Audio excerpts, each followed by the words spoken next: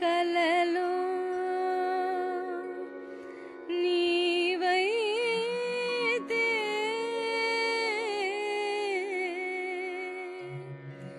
కలయే నిజమైతే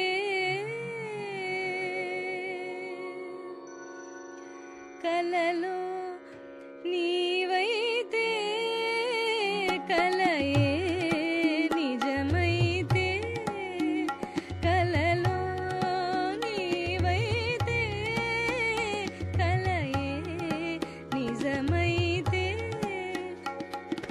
నిన్ను కలవరించనా నిన్ను కలవరించనా కలని వరించనా నా కలలో నీవైతే వేణు మెట్రిక్ పరీక్ష వయసు తక్కువగా అవటం వల్ల కట్టలేకపోయి 3 సంవత్సరాల కాలాన్ని నష్టపోతాడు. ఈ 3 సంవత్సరాలు ఏం చేయాలి అని బాధపడుతూ ఇంట్లోనే ఉంటూ ఉంటాడు. తన మీద తనకే ఆక్రోశంగా ఉంటుంది. ఈ సమయంలో సాధన అతని మదిలో మెదులుతూ ఉంటుంది. వేణు జీవన స్రవంతి కూడా ఎగుడు దిగుడులను చిన్న పెద్ద మలుపులను అధిగమిస్తూ ముందుకు సాగుతూనే ఉంది. సాధన వేణు జీవితంలో బంగారు కళ. ఆమె అతని ఆశల పల్లెకిలో ఊరేగిన దేవత. అతని హృదయాన్ని రసమయ సీమగా మార్చిన స్వప్న సుందరి సాధన. ఆమె కోసం ఎన్నెన్నో రోజులు ఆలోచించాడు, ఆకాంక్షించాడు, ఆతృతపడ్డాడు. అంతరంగంలో ఆమెతో విశ్వవిహారం చేశాడు. అలాంటి సాధన తనది అన్న నమ్మకం దృఢపడిన తరువాత, తన కోరికను తల్లికి చెప్పుకున్న తరువాత వేణు నిశ్శబ్దంగా ఉండిపోయాడు. ఉస్మానియా మెట్రిక్ 11వ తరగతి రాయడానికి 17 సంవత్సరాలు ఉండాలన్న నిబంధన వల్ల 3 సంవత్సరాలు నిరీక్షించవలసిన స్థితి ఏర్పడింది. పరిగెత్తే కాళ్లకు బంధాలు పడ్డాయి. ఆగిపోయాడు, ఆవేదన పడ్డాడు, ఆక్రోశించాడు. కానీ ధైర్యం తెచ్చుకున్నాడు, మనసును పదిలపరుచుకున్నాడు. కూలిన ఆశల శిథిలాలను పక్కకు నెట్టి సరికొత్త ఆశా సౌధాలు నిర్మించసాగాడు. మళ్ళీ జ్ఞాపకాల చిత్రపటాలను వెనక్కి తీశాడు. ఆమె ఆరాధన మొదలుపెట్టాడు. ఆ దేవతయే తన అధిదేవతగా, జీవితేశ్వరిగా శాశ్వతం కమ్మని భక్తిపూర్వకమైన ప్రార్థనలు చేశాడు. తత్ఫలితంగా సాధన ప్రస్తావన ఆ ఇంట్లో మళ్ళీ రూపుకట్టింది. ఆమె రాక అత్యవసరమని క్రమక్రమంగా గుర్తింపు పొందుతున్నది. ఆమె ఎప్పటి వల్ల ఇంటికి వస్తూనే ఉంది, తల్లితో ముచ్చట్లు చెప్తూనే ఉంది. వేణు ఆమె మాటలు వింటూ ఆంతర్యాన్ని శోధిస్తున్నాడు, అంచనాలు కడుతున్నాడు. తన కోరికను తల్లికి పరోక్షంగా గుర్తు చేస్తున్నాడు. తనకు పగలంతా బోరుగా ఉంటుందని, చదివేవారు ఎవరూ లేరని, ఇట్లయితే తన చదువు ముందుకు సాగదని, పరీక్షలు రాయడం కష్టమవుతుందని తల్లితో చెప్తాడు, విసుక్కుంటాడు, అలకలు ప్రదర్శిస్తాడు. 2-3 రోజులు మధ్యాహ్నం పూట అన్నం తినడం మానేస్తాడు. కొడుకు మనసులో ఏముందో, దాగిన కోరిక ఏమిటో సరళమ్మకు బాగా తెలుసు. ఆ విషయాలను సాధనతో ముచ్చట్ల మధ్య ఆమెకు చెప్పి, బావకు పుస్తకాలు చదవరాదా అంటుంది. ఆమె సిగ్గుతో మౌనం వహిస్తుంది. సాధనకు చదవాలని ఉంటుంది. ఒక అబ్బాయితో మరో ఇంటి అమ్మాయి చనువుగా ఉండడం, మాట్లాడడం, చదవడం సహజం. సమాజం సహిస్తుందా? సంఘానికి భయపడతారు. సాధన కూడా అంతే కదా. అంతేకాక సాధన వేణుల వివాహ ప్రస్తావన ఊరందరికీ తెలిసిపోయింది. అందువలన అది దృఢపడి పూర్తయ్యే వరకు దూరంగా ఉండడమే మంచిదని సాధన ఉద్దేశ్యం. వేణు అంటే చాలా ఇష్టం. కానీ అతన్ని చేరుకోవాలంటే కులాల అడ్డుగోడలను దాటాలి. కుటుంబ సభ్యుల ఆహ్వానం తనకు అందాలి. ఆచార వ్యవహారాలు, కట్టుబాట్లు తమ కోసమైనా సవరింపబడాలి. తామిద్దరూ అస్వతంత్రులే. అందువల్ల తమ కోరికలు తప్పక నెరవేరుతాయన్న విశ్వాసం సాధనకు పూర్తిగా కలగడం లేదు. అందువల్లనే రైతులు తొలకరి జల్లుల కోసం నింగివైపు చూసినట్లు సాధన మంచి కాలం కోసం నిరీక్షించసాగింది.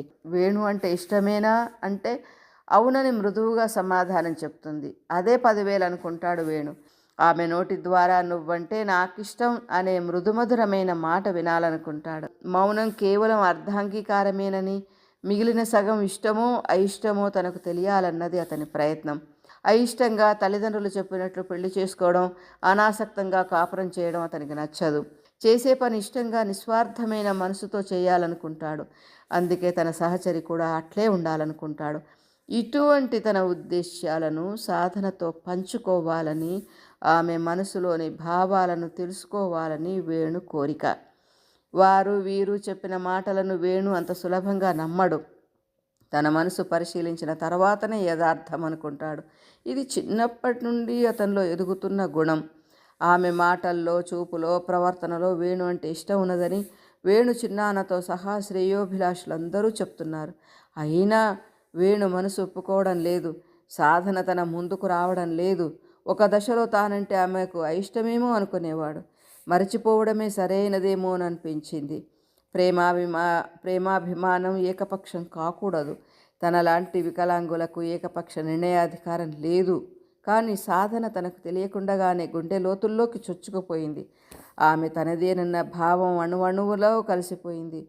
ఒకనాడు వేణుకు విచిత్రమైన ఆలోచన జనించింది. అది సాధన మౌనంలోని భావాలను గ్రహించే పద్ధతి. తన భావాలతో సాధనకు ఉత్తరం రాసి ఆమె సంపూర్ణ వ్యక్తిత్వాన్ని, భావాలను, ఆశలను ఆమె ఉత్తరం ద్వారా గ్రహించాలనుకున్నాడు. కానీ తాను చూపులేనివాడు, అక్షరాలతో భావాలను తెలుసుకోలేనివాడు. తన బ్రెయిలీ వ్రాత సాధనకు తెలియదు. ఆమె అక్షరాలలోని భావనలను తాను చదవలేడు. దీనికి మరొకరి సహాయం కావాలి. వారి ద్వారా వినిమయం జరగాలి. ప్రేమ రహస్యాలను ఇంకొకరి ద్వారా తెలియజేయడం సరి అయినదేనా? ఒక్క క్షణం ఆలోచించాడు. ప్రతి ప్రేమికుల మధ్య ఎవరో ఒకరు సంధానకర్త తప్పక ఉంటారు. వారు రహస్యాలను వెల్లడించేవారు కాకూడదు. మంచి స్నేహితులు కావాలి. లేకపోతే ప్రేమ వ్యవహారాలు వెల్లడై అనేక పరిణామాలకు దారితీస్తుంది. అందుకే సాధన వ్యక్తిత్వాన్ని అంచనా వేయడానికి ఉత్తరం వస్తుందనుకున్నాడు వేణు. ఎంత పవిత్రమైన ప్రేమికులైనా ఉత్తరాలను ఇతరుల చేత వ్రాయించుకునే దౌర్భాగ్య స్థితి ఉండదు. తమ భావాలను స్వహస్తాలతో లిఖించిన అక్షరాలతో పొదిగి పంపుతారు. తనకు ఆ అదృష్టం లేదు. మంచి స్నేహితులు లేరు. తనలాగా సాధన కూడా ఒంటరిది. తన పెద్దమ్మ అంటే చనిపోయిన మొదటి భార్య కూతుళ్ళు ఆమెను నిరంతరం ద్వేషిస్తారు. సరిగ్గా మాట్లాడరు. తమ తండ్రి వాత్సల్యాన్ని తమకు దక్కకుండా చేసిందని వారి కోపం. కనుకనే ఇతరులతో స్నేహం పెంచుకోదు. వేణు కుటుంబమే స్నేహ హస్తం. బంధువర్గం, అన్ని బంధాలు తమ తల్లిదండ్రులతోనే. అట్లా ఆలోచిస్తుంటే వేణుకు సాధనపై జాలి, సానుభూతి జాలువారేది. మరింత దగ్గరయ్యేది. తన జీవితం కూడా ఆమె వంటి మరో అభాగ్యురాలికి ఉపయోగపడుతున్నందుకు సంతోషం కలిగింది. అన్ని వైపుల నుండి బాగా ఆలోచించాక తన చెల్లెలు పావనితో ఉత్తరం రాసి పంపాలనుకున్నాడు. పావని వేణుకు బాగా సన్నిహితురాలు, నమ్మకస్తురాలు, సాధనకు మంచి స్నేహితురాలు. అప్పుడు పావనికి 11 ఏళ్ళు. చెల్లెల్ని పిలిచాడు. విషయం చెప్పాడు. కలం కాగితం తెచ్చుకుంది. వేణు తన జీవితంలో ఈ క్షణం వస్తుందని కలలో కూడా ఊహించుకోలేదు. ఇదే తొలి ప్రేమలేఖ. పరాయి ఇంటికి రాసే పంపే లేఖ. ఎట్లా మొదలు పెట్టాలో, ఎలాంటి మర్యాదలు పాటించాలో వేణుకు తెలియడం లేదు. తాను రాసే ప్రతి భావం పవిత్రమైన సహృదయంతో రాస్తున్నా ఆమె దృష్టికి అపార్థం అనిపిస్తే, అన్యాయమని తోస్తే, తన పట్ల మొలకెత్తి పెద్దదవుతున్న ప్రేమ విరిగిపోతే క్షణకాలం కంపించిపోయాడు. విరమించుకోవాలనుకున్నాడు. అయితే పూనుకున్న కార్యం మంచైనా చెడైనా తప్పక చేయాలన్నది వేణు స్వభావం. ధైర్యంతో మొదలుపెట్టాడు. కుమారి, సాధనకు నీ శ్రేయోభిలాషి వేణు వ్రాయునది. సాధన, నీకు ఉత్తరం రాస్తున్నందుకు అపార్థం చేసుకోవద్దు. ఒక మంచి స్నేహితుని వలె భావించి దీన్ని చదువుకో. ప్రతి అక్షరాన్ని పరిశీలించు, బాగా ఆలోచించు. నీ స్వతంత్రమైన నిర్ణయంతో ఉత్తరం రాయి. పావని వలన నీకెట్టి నష్టము ఉండదు. సాధన, నీ జీవితం నాకు తెలుసు. భవిష్యత్తులో నా వలన నీకెన్ని బాధలు కలుగుతాయో నీవు ఆలోచింపగలవు. నేనంటే నీకు ఇష్టమని వీరి ద్వారా విన్నాను. చాలా సంతోషించాను. నీ ఒక్క మాట నాలో ఎన్నో వసంతాలు అవతరించినట్లు అనిపించింది. సంఘానికి ప్రశ్నగా మిగిలిన నన్ను సమాధానంగా చేశావు. నీకు జన్మల రుణపడి ఉంటాను. కానీ నా చీకటి పంచుకోవడానికి నీకు నీవై రావాలి. తల్లిదండ్రుల ప్రోత్సాహం కానీ, బలవంతం కానీ ఏమాత్రం ఉండకూడదు. దానివల్ల దుష్పరిణామాలు కలగవచ్చు. బ్రతుకు దుర్భరంగా మారిపోవచ్చు. నువ్వంటే నాకు ప్రాణం. అయినా నీ ఇష్టాలని స్వతంత్రంగా, స్పష్టంగా ప్రకటించాలన్నదే నా అభిమతం. అప్పుడు నేను ఏమాత్రం బాధపడను. నా మనసుతో ఆలోచిస్తాను తప్ప నిన్ను ద్వేషించను. మన నిర్ణయాలు దృఢంగా ఉండాలి. ఒకరినొకరు అభిమానించుకోవాలి, గౌరవించుకోవాలి, అర్థం చేసుకోవాలి. ఒకరిపై మరొకరికి అధికారాలు, ఆధిపత్యాలు వద్దు. స్తబ్దత కూడా నేను భరించలేను. పెళ్ళైనా, ఇల్లైనా, ఇంకేదైనా స్పష్టమైన అవగాహన, అభిప్రాయం ఉండాలి. ఒకరిపైన మరొకరికి పరిపూర్ణమైన విశ్వాసం ఉండాలి. నా మనసు నీ ముందు పరిచాను. నాలో ఎటువంటి రహస్యాలు లేవు, కాంక్షలు లేవు. ఈ విలువైన జీవితం నిరర్ధకం కాకూడదు. నాకు చేతనైన ఉపకారాన్ని, సేవను సమాజానికి చేయాలన్నదే నా ప్రగాఢ వాంఛ. దానికోసం ఆశగా బతుకుతున్నాను. అందుకోసం శ్రద్ధగా చదువుతున్నాను. ఉద్యోగం దొరకాలని కాలాన్ని ప్రార్థిస్తున్నాను. తమసోమ జ్యోతిర్గమయ అన్నట్లు చీకట్ల నుండి వెలుగులోనికి చెయ్యి పట్టుకొని నడిపించే దేవత కోసం నిరీక్షిస్తున్నాను. ఆమె కోసం 1000 కళ్ళతో నిరీక్షిస్తున్నాను. నా హృదయ ద్వారాలు తెరిచే ఉంచుతున్నాను. నా ఆశల సుమాలను ఆమె కోసం దారిలో పరిచి ఉంచుతాను. సాధన, నా భావి జీవితం ఇది. అభిప్రాయాల మాలిక ఇది. నీవు కూడా నీ అభిప్రాయాలతో ఉత్తరం రాస్తే చాలు. అదే నాకు 10,000. ఇట్లు నీ శ్రేయోభిలాషి వేణు అని ఉత్తరం ముగించాడు. జాగ్రత్తగా మడిచి గమ్తో అతికించి పావనితో పంపించాడు వేణు. ఆమె జాగ్రత్తగా రహస్యంగా సాధన చేతికి అందించింది. ఆ అమ్మాయి ఏమనుకుందో కానీ ఉత్తరం విప్పి చదవకుండానే తిరిగి పావనితో వేణుకు పంపించింది. ఆతృతగా పావని రాగానే ఉత్తరం గురించి అడిగాడు వేణు. అతడు రాసిన దాన్ని అతని చేతుల్లోనే పెట్టింది పావని. వేణు ఆ మాటలను, సాధన చేతనలను నమ్మలేక నిశ్చలంగా ఉండిపోయాడు. పావని వెళ్ళిపోయింది. ఒంటరితనం మిగిలిపోయింది. వేణు అంతరంగం అల్లా కల్లోలమైంది. సత్యాసత్యాల మధ్య అతడు ఉండిపోయాడు. సాధన వేణుకు అర్థం కాని ప్రశ్నార్థకంగా మిగిలిపోయింది.